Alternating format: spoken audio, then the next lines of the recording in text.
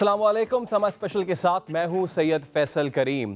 इमरान खान ने नारा लगाया था कि एक एक का एहतसाब होगा, शरीफ और जरदारी जेलों में जाएंगे, मुल्क की लूटी हुई दौलत वापस आएगी, और जब ये सब होगा तो उनकी चीखें निकलेंगी, ये शोर मचाएंगे कि जमहूरियत खतरे में है, लेकिन किसी को एनआरओ नहीं मिलेगा। एक चीज हम मान नहीं सकते, ये नहीं हो सकता कि एहतसाब से पीछे हट जाए। करप्ट लोगों को हमने जेलों में ना डाला, इस मुल्क का मुस्तकबिल खतरे में, इसलिए हम सारी आपकी बातें मान लेंगे। ये ना हमें कहना कि अकाउंटेबिलिटी से पीछे हट जाए। इन लोगों ने जो किया मुल्क से 10 सालों में, आज ये खड़े हो गए जमहूरियत बचाने के नाम है। सिर्फ और सिर्फ एक कोशिश है कि किसी तरह हम इनको एनआरओ दे दें। जो मर्जी आपने करना है आप कर लें, कान खोल के सुन लें कि एनआरओ नहीं मिलना। मैं ये अवाम से वादा करके आया था कि मैं इस मुल्क में करप्ट लोगों को जेलों में डालूंगा। किसी करप्ट आदमी को मैं नहीं छोड़ने लगा, मैं नहीं छोड़ने लगा। मामला ये कि चीखें निकल रही हैं, लेकिन लगता है साथ साथ एनआरओ भी हो रहा है। मियां नवाज शरीफ तिब्बी बुनियादों पर अगले 6 हफ्तों के लिए आज़ाद हैं। मुमकिन है ये आज़ादी तवील हो जाए और मियां साहब छोटे भाई के मशवरे पर चलते हुए रियासती इदारों से समझौता कर लें, क्योंकि शरीफ खानदान का माजी यही है कि पहले दिन के उजाले में शेर की तरह धाड़ते हैं और फिर रात की तारीकी में डील करके जद्दा चले जाते हैं। लेकिन इस बार पीपल्स पार्टी के सेनेटर रहनुमा एतजाज एहसन ऐसा होते हुए नजर नहीं आ रहे। जब ये गए थे पिछली दफा तो तब एक मार्शल लॉ की हुकूमत थी, कानून नहीं था, आइन नहीं था। इस वक्त कानून और आइन है। इस वक्त इस सूरत में वो नहीं जा सकते जब तक वो मुजरिम है। तो क्या इस बार भी 90 की दहाई की तरह एहतसाब सिर्फ एक नारा ही है, या फिर वजीर आजम इमरान खान का ये दावा कि वो लूटी हुई दौलत वापस लाएंगे मुमकिन हो सकेगा? इसी पर बात करने के लिए हमारे साथ मौजूद है इस्लामाबाद स्टूडियो से प्रोग्राम सवाल के होस्ट अंबर रहीम शम्सी, लाहौर स्टूडियो से ज्वाइन कर रहे प्रोग्राम आवाज़ के होस्ट अली हैदर, जबकि लाहौर से ही हमारा साथ देंगे तज्जियाकार अदनान आदिल साहब। सबसे पहले अंबर साहब आपकी जानिब आएंगे, बताइएगा शुरू से अब तक ये बात नारों की सूरत में बाज़गश्त करती रही कि हम एहतसाब करेंगे, हम लूटी हुई दौलत वापस लाएंगे और जब वापस आएगी तो मुल्क फिर एक सुनहरी दौर से गुजरेगा। अब तक ऐसा होता हुआ देखा आपने? देखिए, एक तो ये कि हुकूमत को ज़ाहिर है बहुत अरसा नहीं हुआ और वो अपने नारे पे तो कायम है, लेकिन आपको ये भी मालूम है कि जो वाइट कॉलर क्राइम होता है कितना मुश्किल होता है उसको पकड़ना और पैसे वापस लाना। अब आप देख सकते हैं कि इसकी तरजीह किस तरह से नई हुकूमत ने लगाई थी। वज़ीर आज़म इमरान खान ने एक खुसूसी मुआवन भी मुकर्रर किया था, शहजाद अकबर साहब। काफ़ी मुल्क वो फिरे थे। ये मालूम हुआ कि बहुत सारे पैसे हैं जो बाहर पड़े हुए हैं, लेकिन उनको वापस क्यों नहीं लाया जा सकता? क्योंकि ज़ाहिर है मुआहदे होते हैं, कॉम्प्लिकेशंस होती हैं, इतना आसान नहीं है ये काम जितना हम समझ रहे थे। और मेरे ख्याल में ये भी मुझे एहसास होता है कि हुकूमत को भी लगता था कि ये ज़्यादा आसान काम है, और अब जबकि हुकूमत में है तो मालूम हुआ है कि इतना आसान काम नहीं है। क्योंकि आपको ये भी याद होगा कि किस तरह से पहले शहजाद अकबर साहब काफ़ी माह शुरू में बहुत मुतहरक नज़र आते थे, मीडिया पे ये नज़र आते थे, अब वो इतने नज़र नहीं आते। अदनान आदिल साहब आप बताइए, 6 हफ्ते के लिए बाहर हैं अब मियां साहब, कोई एनआरओ हो रहा है क्या? देखिए, अगर आप ये कहें कि एनआरओ करके वो बाहर आए हैं या कोई डील के तहत बाहर आए हैं, फिर तो एक तरह से तौहीन अदालत होगी। हम कह रहे हैं कि सुप्रीम कोर्ट ने किसी के दबाव पे या सिफारिश पे उन्हें बाहर भेजा है और उनकी जमानत कबूल की है। मेरे ख्याल में साहब अदालत तो सबूत और दलील पे फैसला करती हो सकता है, नैब ने कमजोर केस लड़ा, ऐसा भी तो हो सकता है। नहीं, देखिए, जो जमानत का केस है, नैब ने तो जो दलाइल दिए और उसमें खुद जजों ने जो सवाल किए, उन्होंने कहा कि अगर उनकी जान को खतरा नहीं है फिर तो उनकी जमानत नहीं बनती। ये बात अलबत्ता आप कह सकते हैं कि सुप्रीम कोर्ट ने बहुत लीनियंट व्यू लिया है और गैर मामूली नरमी का मुजाहरा किया है नवाज शरीफ के केस में। इसकी जैसे कि वकील एतजाज एहसन ने कहा है कि पहले नज़ीर नहीं मिलती कि एक शख्स जो मुजरिम है और जिसको अदालत से सज़ा हो चुकी है और उसको तमाम फैसिलिटीज़ जो मेडिकल की वो हासिल हैं, हुकूमत कह रही थी कि आप जिस मर्ज़ी हॉस्पिटल में चाहें अपना इलाज कराएं, हम आपको दाखिल कराने को तैयार हैं उसी हॉस्पिटल में, लेकिन वो नहीं माने। इसके बावजूद सुप्रीम कोर्ट ने उनकी ज़मानत ले ली और थोड़ी सी महदूद कर दी, यानी 6 हफ्तों के लिए ले ली। मगर मसला ये है, देखिए, इसमें एक पहलू ये है कि नवाज शरीफ के दिल में 7 स्टंट डल चुके हैं। 2 मरतबा उनका ओपन हार्ट हो चुका है, हाई ब्लड प्रेशर के वो मरीज़ हैं, शुगर के वो मरीज़ हैं। ऐसी सूरत हाल बहुत नाजुक होती है। शुगर के मरीज़ को अगर हार्ट की प्रॉब्लम हो और साथ वो किडनी का भी पेशेंट हो तो कोई भी शख्स रिस्क नहीं लेना चाहता। अदलिया भी इल्ज़ाम नहीं लेना चाहेगी। एक पॉपुलर लीडर हैं पंजाब के, कोई भी रियासती इदारा नहीं चाहेगा कि इल्ज़ाम, अगर उनको खुदा ना खास्ता कुछ हो तो इल्ज़ाम उनके ऊपर आए, उसका एक पॉलिटिकल बैकलैश बहुत बड़ा हो सकता है। तो इसलिए उन्होंने एक दरमियानी रास्ता निकाला और नवाज शरीफ साहब को एक उन्होंने महदूद तौर पे रिलीफ दे दिया। अब इसे आप एनआरओ कह लें, 6 हफ्ते बाद भी वो वहीं जाएंगे जहां से आए हैं, फिर बीमारी होगी, क्या फिर दोबारा से यही सारे उज़्र पेश किए जाएंगे? इसमें बात करेंगे। अली हैदर साहब के पास चलते हैं। अली हैदर साहब, ये कभी प्रेसिडेंट नहीं था इस चीज़ का कि अगर कोई बीमारी है तो उनको इस तरह का रिलीफ दिया जाए। अब ये एक नया प्रेसिडेंट सेट हुआ है। आगे चल के जो कॉमन मैन है, क्या वो भी इस तर्ज पे कभी कोई इस्तदा कर सकेगा कि जनाब अली मुझे इस किस्म की बीमारी है तो मुझे भी रिलीफ दें, क्योंकि आप इससे पहले तो दे चुके हैं? फैसल, कभी जेल जाना हुआ? अल्लाह ना करे आपको कभी जेल जाना पड़े, कभी किसी से मुलाकात करने या वैसे विजिट के लिए कभी जाना पड़ा आपको? नहीं, कवरेज के लिए कभी गए होंगे, लेकिन ऐसे नहीं। अल्लाह ना करे, अल्लाह किस दुश्मन को भी ना लेकर जाए। आदिल साहब, मैं इंतहाई एहतराम के साथ, सर इससे बुरी हालत में इनको 7 स्टंट डल चुके हैं, अल्लाह ताला मियां साहब को सेहत और जिंदगी दे। इससे बुरी हालत में मैं आपको कैदी दिखा सकता हूँ। पिछले दिनों एक कैदी हेपेटाइटिस का मरीज था, उसका इलाज नहीं किया, जेल में था, कैदी था, वो एड़ियां रगड़ रगड़ के मर गया। सर जी, अगर आपने ये रिलीफ देने हैं, क्योंकि आप 3 बार के वजीर आजम रह चुके हैं, क्योंकि आप बहुत से दिलों के अभी भी कायद हैं, क्योंकि अभी भी बहुत से दिलों में बसते हैं, तो सर एक जो कैदी पड़ा होता है ना, वो भी अपने घर का कायद होता है, वो भी अपने घर वालों के दिलों में बसा होता है, और उसके भी प्यारे चाहने वाले उतने ही परेशान होते हैं। हाँ जी, कहते हैं कि जी हमें एंजाइटी थी जी, जो जेल का माहौल था ना, वो बर्दाश्त नहीं हो पा रहा था। भाई जेल किसको पसंद है? जेल का माहौल, हम चारों जो बैठे हैं में से अभी किसी का परवाना आ जाए, हमारी रातों की नींदें हराम हो जाएंगी। जेल तो नाम ही अजियत मुसीबत का है। आपको सजा ही इसी चीज की दी जाती है कि आपने बाहर, आपने कौम का पैसा लूटा, आप पे करप्शन के चार्जेस हैं, तो हुजूर घर का बिस्तर छोड़िए, घर का सुकून छोड़िए और जाके जेल की मुसीबत और अजियत बर्दाश्त कीजिए। आप कह रहे हैं वहां पे मुसीबत है, मैं वहां पे इलाज नहीं करा सकता। ये जो कुछ हो रहा है, मैं इसको एनआरओ नहीं कह सकता। मेरे लिए अदालत का बहुत एहतराम है, ये अदालतें हमें आज़ाद अदालतें मिली हैं, मैं ऐसे कोई अल्फाज कहना नहीं चाहता, लेकिन जो मुझे नजर आ रहा है वो नजर ये आ रहा है कि खान साहब का जो दावा है किसी को छोड़ूंगा नहीं, मुझे लगता है कि अब आहिस्ता आहिस्ता छुट भी जाएंगे, आहिस्ता आहिस्ता मामला जो है वो बेहतरी की तरफ आते जाएंगे। एक कौड़ी, फैसल साहब, एक कौड़ी कोई पाकिस्तान में आई है अब तक? जब से ये पूरा सिलसिला शुरू हुआ है, पैनमा से लेके अब तक, जाली अकाउंट से लेके अब तक, चाहे वो पीटीआई के लोग हों, चाहे पीपल्स पार्टी के लोग हों, चाहे वो नून लीग के लोग हों, मुझे बता दें आप, नैब ने इन लोगों से कितना रिकवर किया, कितने पैसे इस वक्त अकाउंट में आ चुके हैं? आदिल साहब आपसे भी सवाल है मेरा, फैसल साहब आपसे भी, अंबर आपसे भी, ये अभी तक कुछ नहीं हुआ। ये जो है ना, इमरान खान के हाथ बंधे हुए हैं, इमरान खान पाबंद हैं आइन और कानून के। Imran Khan martial law administrator नहीं है जनरल मुशर्रफ की तरह।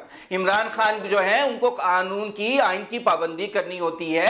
नैब एक इंडिपेंडेंट इदारा है, वो उसके मामलात में दखल नहीं दे सकते, वो सुप्रीम कोर्ट के मामलात में दखल नहीं दे सकते, वो कोई जनरल ज़ियाउल हक नहीं है, जनरल मुशर्रफ नहीं है, वो एक पार्लिमानी तौर पे वजीर आज़म बने हैं, वो बेबस हैं, और उनकी पार्लियामेंट में भी अक्सरियत नहीं है, उनकी कौमी असेंबली में भी नहीं है, सेनेट में भी नहीं है।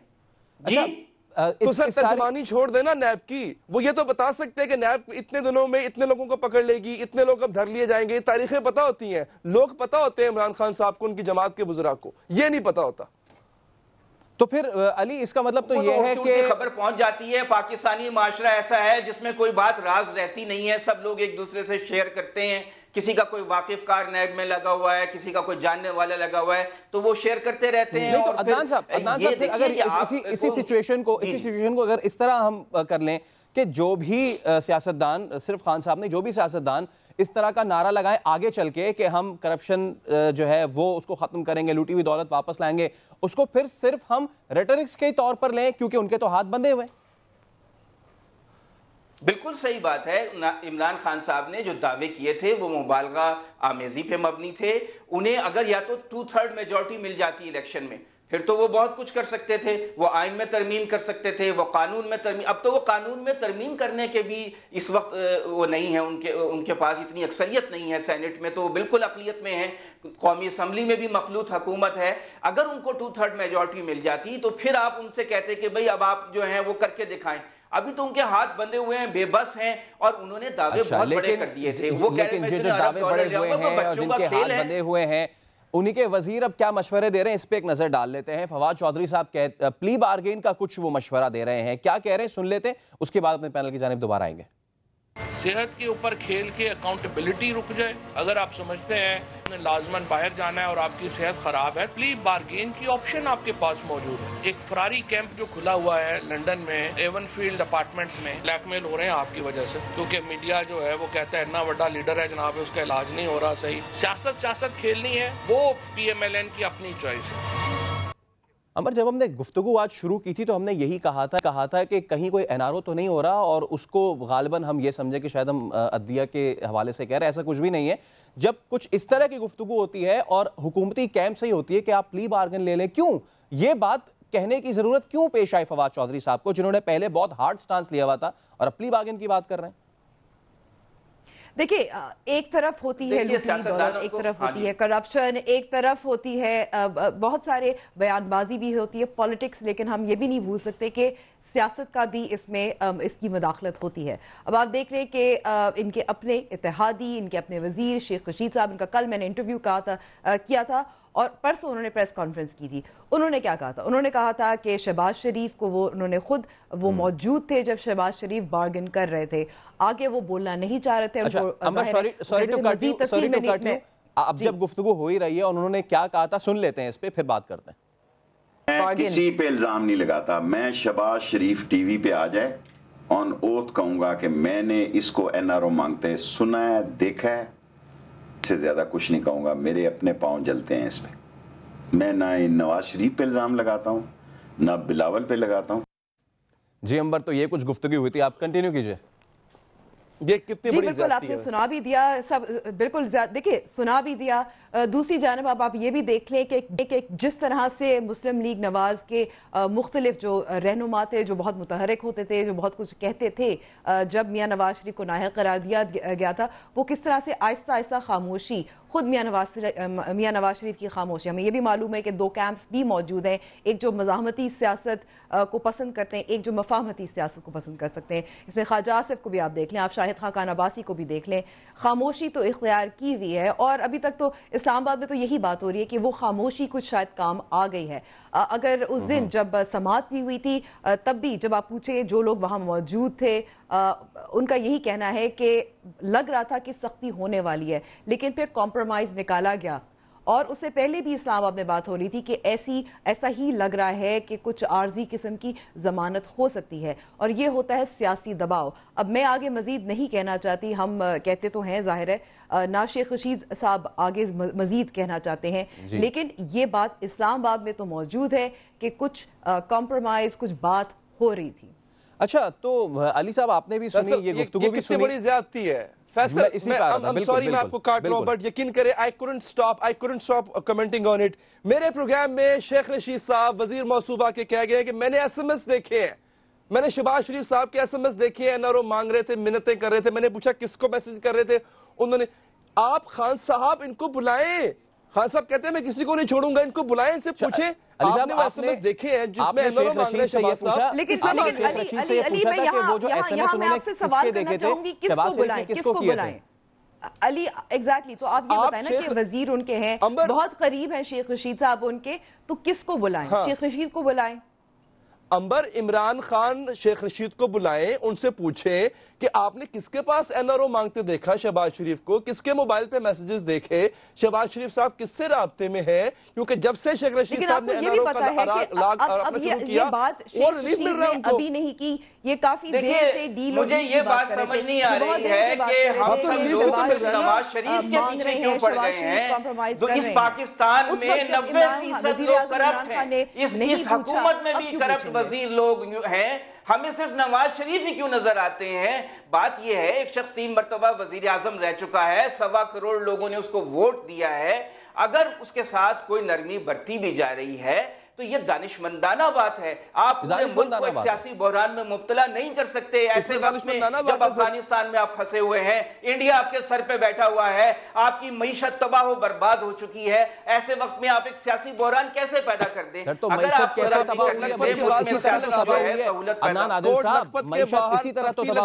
کہ جس کو بیماری ہے وہ باہر چلا جائے, آپ تختی لگا دیں جا کے کوٹ لکھپت جیل کے باہر, پھر یہی ہو سکتا ہے. اب علی صاحب مجھے بتائیں کہ پھر اس کو کس طرح, کیونکہ وہ کہہ رہے ہیں, عدنان علی صاحب کہہ رہے ہیں کہ نرمی جو برتی ہے, مطلب کیا ایسا ہونا چاہیے تھا؟ اور اگر وہی والی بات ہے, یہ دانشمندی کا فیصلہ ہے, دانشمندی کا فیصلہ. علی صاحب آپ کمنٹ کریں. نواز شریف نے بھی دانشمندی دکھائی ہے خاموش ہو کر, کیونکہ اگر وہ ریاستی اداروں کے خلاف مہم چلاتے رہتے تو ملک ڈی اسٹیبلائز ہوتا. یہ انہوں نے دانشمندی دکھائی ہے, اور اگر نرمی ہوئی ہے تو یہ بہت دانشمندی اور ملک کے مفاد میں کی گئی. چلے بہت اچھا ہو گیا, اللہ تعالیٰ ان کو صحت دے, اللہ تعالیٰ ان کو زندگی دے, دعا گوئیں اللہ تعالیٰ. بہت اچھا ہو گیا. میں ایگری کر گیا. مجھے ایک بات, آپ سب, آپ تمام لوگ, مجھے تمام لوگ ایک بات, امبر آپ سے بھی سوال ہے, عدنان صاحب آپ سے بھی, فیصل آپ سے بھی, مجھے ایک بات بتائیں. ایک آدمی who happens to be a minister, ٹھیک ہے جی, وہ یہ کہہ رہا ہے کہ میں وٹنس ہوں, این آر او مانگنے کے دوران جو کچھ گفتگو میں اس کا وٹنس ہوں, ٹھیک ہے, وہ یہ کہہ رہا ہے. اس کے بعد اس شخص کو جس پہ وہ یہ الزام لگا رہا ہے اس کو ریلیف ملنا شروع ہو جاتا ہے. بطور پاکستانی میں آپ اور میں سوال نہیں پوچھ سکتے کہ یار اس سے پوچھو تو صحیح, اس سوال کا جواب پوچھے تو صحیح. بالکل, اس سوال کا جواب باری باری ضرور دیں گے, اس سوال کا جواب ہم باری باری ضرور دیں گے, لیکن اس وقت بریک کا وقت ہو رہا ہے. بریک کے اس پار جب آئیں گے تو علی بھائی کے پوچھے ہوئے سوال کا جواب بھی دیں گے, اور اس کے ساتھ ساتھ نواز شریف صاحب تو باہر آ گئے, کیا آصف زرداری صاحب اندر جائیں گے؟ بریک کے اس پار دوبارہ بات کریں گے.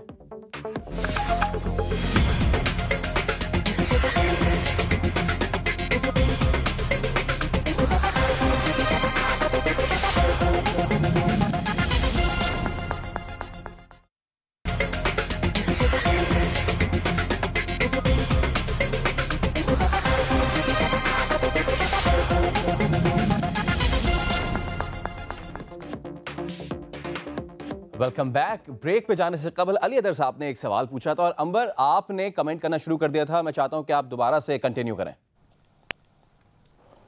جی بالکل, علی حیدر صاحب کا سوال یہ تھا کہ کون دے رہا ہے. اب ہم بھی یہی سوال پوچھتے ہیں جب وزیر اعظم عمران خان کہتے ہیں کہ میں این آر او نہیں دوں گا, تو یہ بھی ان سے بھی سوال پوچھا جاتا ہے.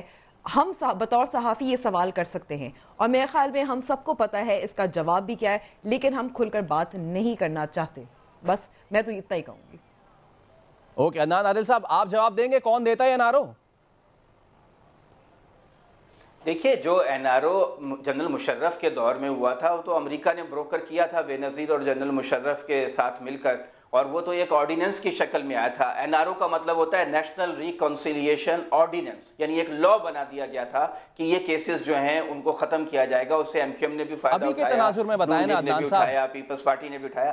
اب یہ جو این آر او ہے نا, یہ بات غلط ہے. میں سمجھتا ہوں کہ ان کے ساتھ سپریم کورٹ نے قدر نرمی کا مظاہرہ کیا ہے اور بہت دانشمندانہ فیصلہ کیا ہے. اس سے ملک میں سٹیبلٹی آئے گی. ہم نے دیکھا کہ سپریم کورٹ نے ایک elected prime minister Zulfiqar Ali Bhutto کو پھانسی چڑھایا. اس کا نتیجہ کیا نکلا؟ آج تک سندھ جو ہے وہ اس کے حالات جو ہیں وہ ٹھیک نہیں ہو سکے. اس کی جو پاکستان میں اس کے ساتھ وفاق کے ساتھ تعلقات ہیں ان میں خرابی پیدا ہوئی. آپ کی نظر میں تو یہ دانشمندانہ فیصلہ, لیکن یہ این آر او کا یہ سارا معاملہ دیا کس نے یا کس سے دیا ہوگا؟ ہمارے ساتھ ہمارے نمائندے نعیم اشرف بٹ موجود ہیں کہ جنہوں نے کچھ دن قبل ایک سٹوری بریک کی تھی. مریم نواز صاحبہ کی کچھ ہائی آفیشل سے میٹنگ ہوئی تھی جس کے بعد یہ ساری صورتحال پیدا ہوئی. تو نعیم بتائیے, آپ نے جو سٹوری بریک کی تھی کیا تھی وہ, اور اس کے بعد یہ چیزیں پھر سامنے آتی گئیں؟ جی بالکل فیصل, اس میں اہم بات یہ تھی, 7 مارچ کو ہم نے یہ سٹوری دی تھی, اور اس میں یہی تھا کہ مریم نواز جو کہ کچھ عرصہ پہلے تک ایک بیانیہ لے کر چلی تھیں خلائی مخلوق کے خلاف, اور یہ وہی خلائی مخلوق ہے جن سے پھر 7 مارچ کو جو ہم نے سٹوری دی کہ مریم نواز نے اسلام آباد میں خفیہ ملاقاتیں کی. 2 تو کنفرم ہوئی اسلام آباد میں اور کچھ لاہور میں بھی ہوئی ہیں, لیکن اسلام آباد والی اس لیے اہم ہے کہ اس میں ساری ڈیل جو ہے وہ ڈن ہوئی تھی. اور اس کے بعد مسلم لیگ نون کے سینئر جو آفیشلز ہیں, سینئر رہنما ہیں, جن کو اکثر لوگ سمجھتے ہیں کہ وہ سب جانتے ہوں گے لیکن وہ بھی یہ نہیں جانتے تھے, سب نے مجھے کالز کی, 2 دن کرتے رہے, تردید کی کسی نے جرت نہیں کی, لیکن پوچھتے رہے کہ یہ ڈیٹیل کیا ہے. کچھ نے اس میں بعد میں آف دی ریکارڈ کہا نہیں یہ غلط ہے, وہ ہمیں تو کوئی ریلیف نظر نہیں آ رہا، لیکن کچھ ہی دنوں بعد جب انہیں یقین ہو گیا، ابھی سپریم کورٹ کا فیصلہ نہیں آیا تھا، انہیں یقین ہو گیا کہ یہ بات ٹھیک ہے، اور پھر مجھ سے مزید ڈیٹیل بھی وہ لیتے رہے۔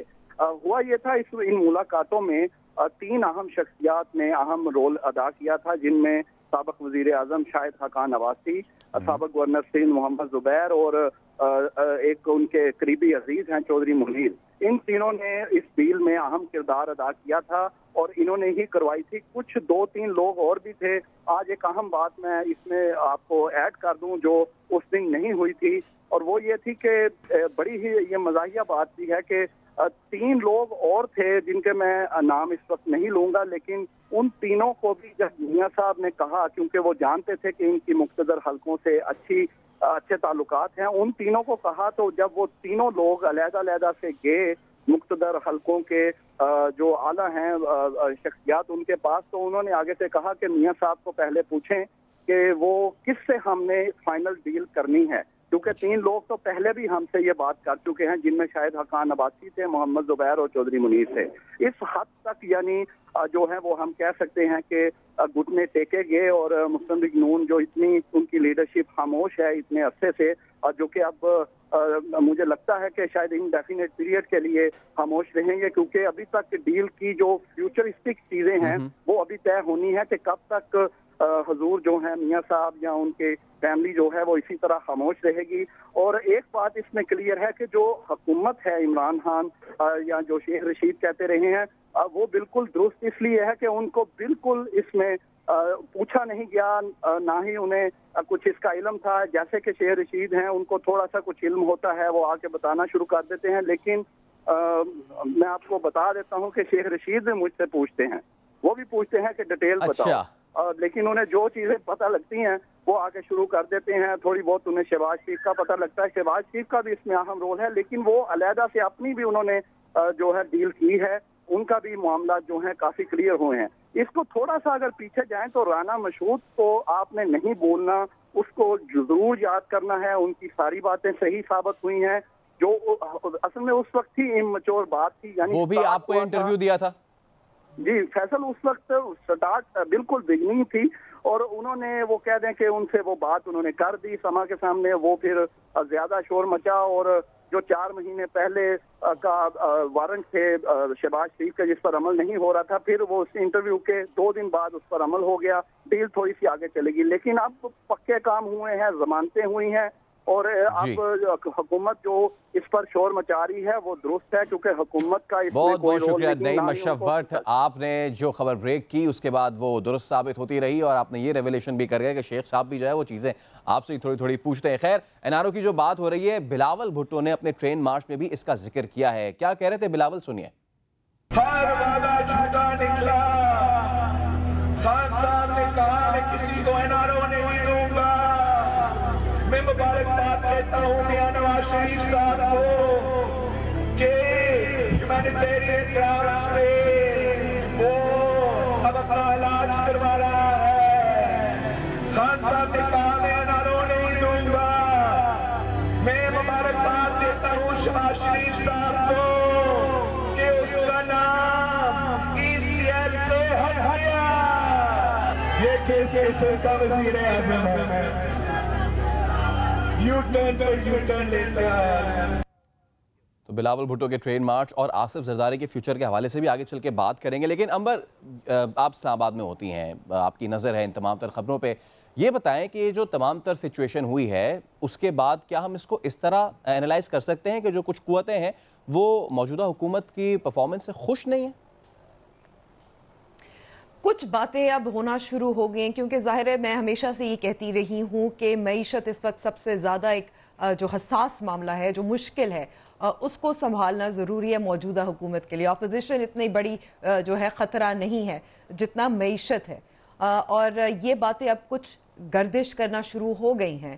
یہ بھی ہمیں دیکھنا ہے کہ جیسے عدنان عادل صاحب بھی کہہ رہے تھے کہ اس وقت یہ بھی کوشش ہے یا یہ بھی چاہت ہے کہ اس وقت ملک میں سیاسی استحکام بھی پیدا ہو، اور ظاہر ہے جب میاں نواز شریف جیل میں تھے ضمانت سے قبل، اس وقت آپ کو بھی معلوم ہے کتنا دباؤ بڑھ رہا تھا، ہم سب کو پتہ ہے، تو یہ چیزیں ساتھ ساتھ چلنی ضروری ہیں۔ ابھی فی الحال جو جیسے انڈیا نے جو حملہ کیا تھا ہم پر، اس کی وجہ سے ظاہر ہے ایک گڈ ول بھی بہت جنریٹ ہوئی ہے پاکستان تحریک انصاف کی حکومت کے لیے. وزیر اعظم عمران خان کا اس وقت جو ایک اسٹیٹسمن لائک ان کا کردار تھا بہت اپریشیٹ کیا گیا، نہ صرف باہر پاکستان میں، ہر طرف. اور اس میں کچھ سپیس ملی ہے پاکستان تحریک انصاف کو، لیکن حقیقت یہ ہے کہ جب تک معیشت نہیں سنبھلے گی تب تک معاملات کیسے سنبھلیں گے؟ عدنان عادل صاحب، کیسے سنبھلیں گے معاملات؟ ابھی ہی خبر یہ بریک ہو رہی ہے کہ اوگرا نے سمری بھجوا دی ہے، کل 11 روپے ملا کے پیٹرولیم جو قیمتیں ہیں اس کی، اس کے ساتھ ساتھ بجلی کی قیمت بڑھ رہی ہے 2 روپے، گیس کی قیمتیں رائز کر رہی ہیں. یہ تو ساری دنیا میں بڑھتی ہیں، کوئی پاکستان اکیلا ملک تھوڑی ہے. آپ انڈیا سے کمپیئر کریں، بنگلہ دیش سے کمپیئر کریں تو شاید پاکستان میں پیٹرولیم کی قیمت جو ہے پیٹرول کی وہ کم ہوگی. بات یہ ہے کہ حکومت چلانا ہے، لوگوں سے ٹیکس بھی لینا ہے، جتنا عادل صاحب آپ کا اس مہینے کا گیس کا بل کتنا آیا ہے؟ آپ کا اس مہینے کا گیس کا بل کتنا آیا ہے؟ میرا 3000 روپے کے قریب آیا ہے. 3000 روپے کے قریب آیا ہے. پرانے پاکستان میں کتنا آتا تھا اور پرانے پاکستان میں کتنا آتا تھا؟ پرانے پاکستان میں بھی اتنا ہی آتا تھا، کوئی 400-500 کا 300 کا فرق ہے، اس سے زیادہ فرق نہیں.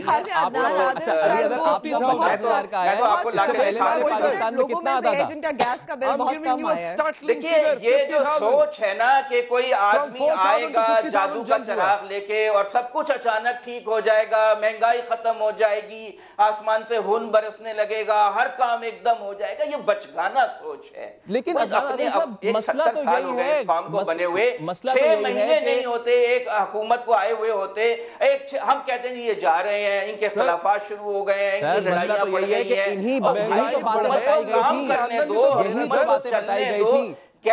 اگر آپ کو یاد ہوگا کہ یہی ساری چیزیں بتائی گئی تھی کہ مسایہ کے طور پہ عمران خان آئیں گے اور ساری چیزیں with one whip ساری چیزیں ٹھیک ہو جائیں گی. وہ فیصل مجھے ایک لمحہ دیجیے گا، میں بڑی دیر سے اس میں یقین کرتے ہیں، وہ بہت بے وقوف لوگ ہوتے ہیں جو سیاستدانوں کی ہر بات میں یقین کرتے ہیں. اس کا مطلب تو ووٹر بے وقوف ہے عدنان عادل صاحب، اس کا مطلب تو ووٹر بے وقوف ہے، اس کا مطلب تو پی ٹی آئی کو جس نے ووٹ دیا وہ سب بے وقوف ہے. اب اپوزیشن ہے وہ عمران خان پہ تنقید کر رہی ہے، عمران خان اس وقت حکومت پہ تنقید کرتے تھے، یہ تو ہوتا ہی ہے. مسئلہ یہ ہے کہ آپ میچورٹی کے ساتھ دیکھیں کہ حکومت کو چلانا، ملک کو چلانا کوئی بچوں کا کھیل نہیں ہے. بالکل ٹھیک ہے، ہم عزت مآب حکومت کو کرٹیسائز نہیں کرتے ہیں، حالانکہ جب یہ پاور میں آئے تو انہوں نے اسد عمر صاحب نے کہا ارے یہ کیا ہوا، ہمیں تو پتہ ہی نہیں تھا اتنا قرض لیا ہوا پچھلی حکومت میں، یعنی ہوم ورک نام کی چیز نہیں تھی. ٹھیک ہے، مہنگائی کرنا ان کی مجبوری تھی. آپ مجھے بتائیں اس وقت عصر حاضر میں سب سے زیادہ ان امپلائمنٹ، تاریخ کی ان امپلائمنٹ ہوئی ہے کہ نہیں ہوئی؟ مہنگائی بڑھتی، لوگوں کی آمدن بھی تو ساتھ ساتھ بڑھتی نا سر. سیکٹرز کتنے ہیں جہاں پر ڈاؤن سائزنگ ہوئی ہے، جہاں پہ 7 مہینے میں کون سا دنیا کا ایسا لیڈر ہے جو ان امپلائمنٹ ختم کر سکتا ہے؟ کوئی دنیا کی تاریخ سے مجھے نہیں ختم کرے، پر جتنی تھی وہاں تو رہنے دیتا. لیڈر نے 7 مہینے میں ان امپلائمنٹ ختم کر دی، مہنگائی زیرو کر دی. او بھائی اس کو ان امپلائمنٹ زیرو نہیں ہو سکتی، پالیسی کو زیرو نہیں ہو سکتی، پر یہاں بڑی ہے سر. ڈونلڈ ٹرمپ جس کو اتنا اعتراض کا اشارہ بناتے ہیں، اس نے ہائیسٹ امپلائمنٹ ریٹ ہے، اس پہ امپلیمنٹ ہوگا 2-3 سال لگتے ہیں اس کا رزلٹ نکلنے. ٹھیک ہے عدنان عادل صاحب، اگر آپ مجھے الاؤ کریں میں امبر صاحبہ سے میں سوال کروں. امبر صاحبہ، پھر یہ جو ساری چیزیں یہ جو پرائس ہائیک جا رہی ہے، پیٹرولیم کی پرائسز اوپر جا رہی ہیں، گیس کی پرائسز اوپر جا رہی ہیں، معیشت جو ہے اس کا یہ حال ہو رہا ہے، کیا یہی وہ ایک کی فیکٹر تو نہیں کہ جس کی وجہ سے کچھ قوتیں جو ہیں وہ ناراض ہیں، وہ ڈس سیٹسفائیڈ ہیں موجودہ حکومت سے، اور پھر وہ جو ہے مریم کی ملاقات پھر اسی سلسلے میں ہوئی؟ دیکھیں میں پہلے بھی کہہ چکی ہوں کہ معیشت بہت ایک ٹپنگ پوائنٹ ہو سکتا ہے اور کنسرن اور تحفظات ضرور ہیں. میں یہ بھی کہوں گی کہ جو ٹیکس ریونیو، جو ٹیکس کلیکشن ہے وہ بہت بری رہی ہے اس دوران، یہ جو موجودہ حکومت کے دوران. اگر آپ کمپیئر کریں جو ایف بی آر کے جو ریسنٹلی جو اعداد و شمار بھی ریلیز کیے تھے اس کے مطابق کافی ٹیکس کلیکشن اچھی نہیں رہی تھی، تو یہ بھی وجہ ہو سکتی ہے. لیکن میں یہ بھی کہوں گی کہ عدنان عادل صاحب ایک بات ضرور صحیح کہہ رہے ہیں کہ وقت تو لگتا ہے، لیکن ساتھ ساتھ اگر آپ کو لگتا ہے کہ کیا ڈائریکشن ٹھیک ہے، کیونکہ ہم یہی انتظار کر رہے ہیں نا کہ 6 ماہ گزر گئے، 3 ماہ گزر گئے، 100 دن گزر گئے، کیا سمت جو ہے وہ درست ہے یا نہیں ہے، وہ فی الحال ابھی نظر نہیں آ رہا. ہم انحصار ابھی فی الحال کر رہے ہیں، جو دوست ممالک ہمیں دیتے ہیں، تھوڑا سا ہمارا اسپیس، فسکل اسپیس ہمیں مل جاتا ہے. اصل میں تو ٹیکس جو کلیکشن ہے اس کو ظاہر بہتر بنانا ہے. اب میں آپ کو مثال دیتی ہوں گیس کی قیمتوں کے. عدنان عادل صاحب تو بہت فارچونیٹ ہے کہ ان کا گیس کا بل زیادہ نہیں آئے, لیکن میں بہت سارے ایسے لوگوں کو جانتی ہوں جن کی تنخواہ سے زیادہ ان کے گیس کے بل آئے ہیں. ان کو کہا گیا کہ وہ قسطوں میں دے سکتے ہیں, وہ بھی ٹھیک طرح سے ان کا معاملہ حل نہیں ہو پایا. اور جو پیٹرولیم کے وزیر غلام سرور خان صاحب, میرے پروگرام پہ انہوں نے بالکل ایک جس کو کہہ سکتے ہیں تسلیم کیا کہ جو سلیبز میں اضافہ کیا تھا اکتوبر میں وہ غلط تھا, جس کی وجہ سے لوگوں کو مشکلات کا سامنا. اصل آپ کے سوال کا ایک مختصر سا جواب ہے میرے پاس. اچھا علی صاحب, جب بھی آپ کوئی سوال پوچھنے چلے آتے ہیں نا تو بریک کا ٹائم آ جاتا ہے, تو اس کو پلیز ہولڈ کریں تاکہ ہم بریک لیں, کیونکہ اس سیگمنٹ میں تو ہم نے یہ بات, مریم صاحبہ نے کچھ ملاقاتیں کی, کچھ ڈیل ہو گئی, جس کے بعد صورتحال یہ بنی کہ نواز شریف صاحب باہر آ گئے. اب آصف زرداری بریک کے اس پر جب ہم حاضر ہوں گے تو بات کریں گے کہ آصف زرداری اندر جانے والے ہیں. آصف صاحب کے لیے کون کرے گا, بریک کے اس پر بات کریں گے.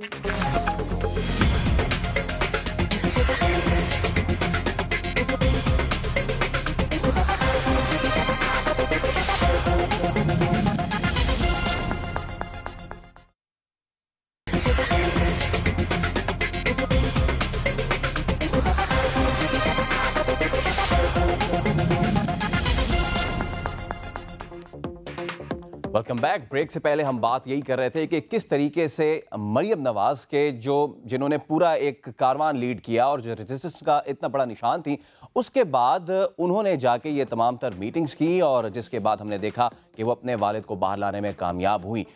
لیکن اب سوال یہ پیش آتا ہے کہ آصف علی زرداری اور بلاول بھٹو کے جو کیسز بھی بھگت رہے ہیں, پیشہ بھی نمٹ رہے ہیں, ان کے لیے ڈیل کون کرے گا.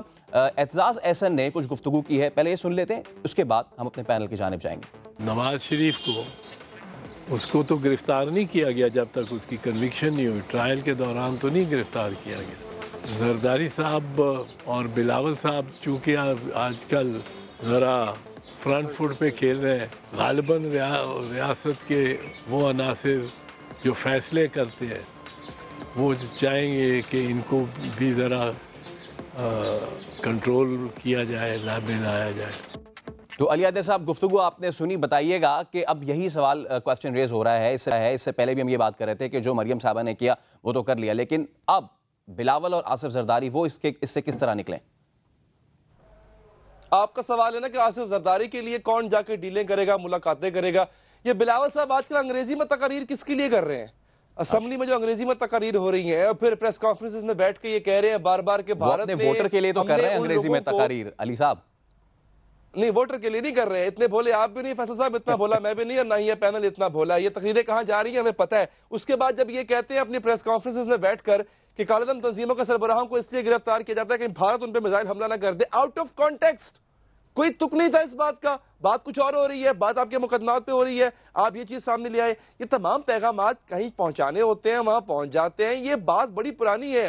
ایک آپ کو یاد ہوگا ملاقات ہوئی تھی, محترمہ بی بی شہید کی ملاقات ہوئی تھی ایک بہت بڑے آدمی سے, اور اس دوران بھی انہوں نے یہی یقین دلایا تھا کہ ہم موضوع ترین آپ کے لیے قیادت ہوں گے, سیاسی قیادت ہوں گے پاکستان میں. تو یہ پیغام رسانی بھی اس ممکنہ طور پہ جو ڈیل جس کی آپ بات کریں نا جی, یہ اس کا حصہ ہوتا ہے. اچھا اگلی بات جو آپ نے کہا تھا نا پہلے کہ عمران خان کو جو مہنگائی کا اس وقت جن قابو نہیں کر پا رہے, مقتدر حلقے بھی پریشان ہیں, میں ہلکا سا اس کا ایک آنسر دے دوں. آپ کو یاد ہوگا پچھلے دنوں ایک ملاقات ہوئی ہے جس میں تینوں آپ کی پاک بحریہ, پاک فضائیہ, پاک آرمی کے دو بڑے ٹاپ براس جو ہے اس نے ملاقات کی تھی عمران خان صاحب سے جا کے. وہ تصویر بھی آپ کو یاد ہوگا, ہمارے باقی یہاں پہ مہمانوں کو بھی. عمران خان سینٹر میں بیٹھے ہیں, سارے جنرل جو ہے وہ ان کے ارد گرد بیٹھے ہوئے ہیں. اس ملاقات میں یہی باتیں کی گئی تھی. اس ملاقات میں انہی تحفظات کا اظہار کیا گیا تھا عمران خان صاحب سے کہ اکانومی سنبھالیں, آپ کب تک یہ راگ الاپتے رہیں گے, کسی کو نہیں چھوڑوں گا, تمہیں نہیں چھوڑوں گا.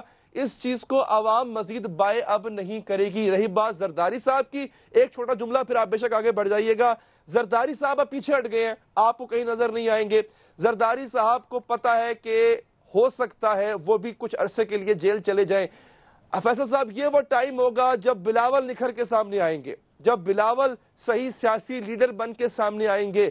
یہ قربانی دینے کے لیے آصف زرداری فی الحال تیار ہے. اوکے, تو بلاول والی بات جو ہے امبر, کیا آپ اس سے اگری کرتے, کیونکہ جس پریس کانفرنس کی بات ہو رہی تھی اس سے پہلے اس میں غالباً آپ بھی موجود تھیں؟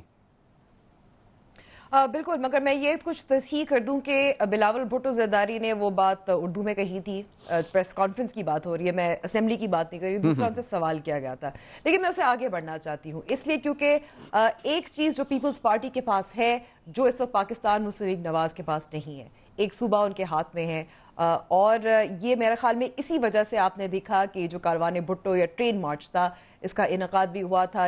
یہ ایک طرح سے کہہ سکتے ہیں کہ سیاسی درجہ حرارت اس وقت ٹیسٹ کیا جا رہا ہے، پانی دیکھا جا رہا ہے کہ کتنا زیادہ ہے.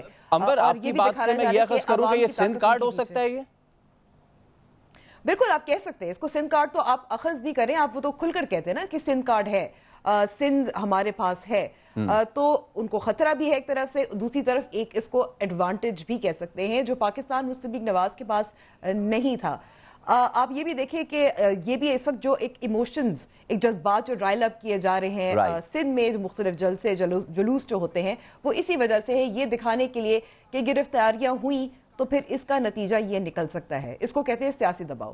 بالکل. تو عدنان صاحب، یہ جو سیاسی دباؤ یا سندھ کارڈ ہے، کیا یہ کھیلا جا رہا ہے یا پھر کھیلنے جا رہے ہیں؟ خواجہ سعد رفیق نے اسمبلی کے فلور پہ کہا تھا زرداری کو گرفتار کرو گے تو حالات خراب ہوں گے. نہیں، میرا نہیں خیال ہے کہ ان کے پاس وہ کوشش کر رہے ہیں کہ سندھ کے عوام کو جذباتی بنانے کی کہ سندھ کے ساتھ زیادتی ہو رہی ہے، پانی نہیں دیا جا رہا، پیسے نہیں دیے جا رہے. اور سندھ کے عوام جو ہیں ان کی کارکردگی دیکھ چکے ہیں، انہیں پتہ ہے کہ انہوں نے کتنی لوٹ مار کی ہے، عوام غریب سے غریب ہوئے ہیں اور زرداری خاندان جو ہے ارب سے ارب پتی کھرب پتی ہوتا گیا ہے. عدنان صاحب، جتنی بھی لوٹ مار کریں، الیکشن سے پہلے بھی آپ موجود تھے ہمارے ساتھ اور الیکشن کے بعد بھی موجود ہیں، جتنی بھی لوٹ مار کریں ووٹ تو وہی جاتا ہے. حل ہونے کے بعد ملا ہے. زرداری کو بھی اگر کوئی ریلیف ملے گا تو پہلے انہیں مقدمات بھگتنے پڑیں گے، مقدمات میں کنوکشن اگر ہوتی ہے وہ فیس کرنی پڑے گی.